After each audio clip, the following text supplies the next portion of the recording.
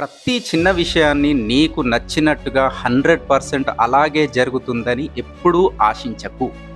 ఎదుటి వాళ్ళ నుండి కూడా వాళ్ళు నాకు నచ్చినట్టుగానే చేయాలి, 100% నేను ఆశించినట్టుగానే వాళ్ళు పనులు చేయాలి, నాకు నచ్చిన విధంగానే చేయాలని ఎప్పుడు అనుకోకు. అది ఎప్పుడూ కుదరదు.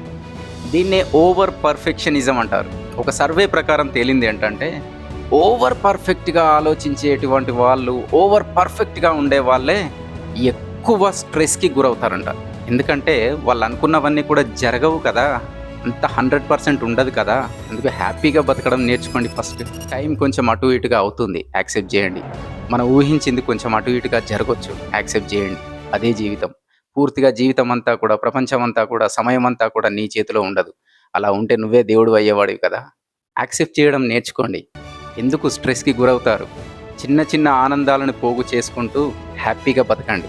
ఎలాగూ ఈ సత్యాన్ని 60 సంవత్సరాలొచ్చినాక మంచం మీద పడుకొని రెస్ట్ తీసుకునేటప్పుడు ఆలోచించుకుంటూ ఒప్పుకోవాల్సిందే.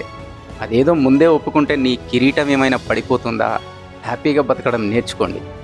యాక్సెప్ట్ చేయడం అలవాటు చేసుకోండి. నిజానికి దీనివల్ల ఎంతో డబ్బు కూడా సేవ్ అవుతుంది. ఎలాగంటారా? హాస్పిటల్ ఖర్చులుండవు కదా! ఏమంటారు?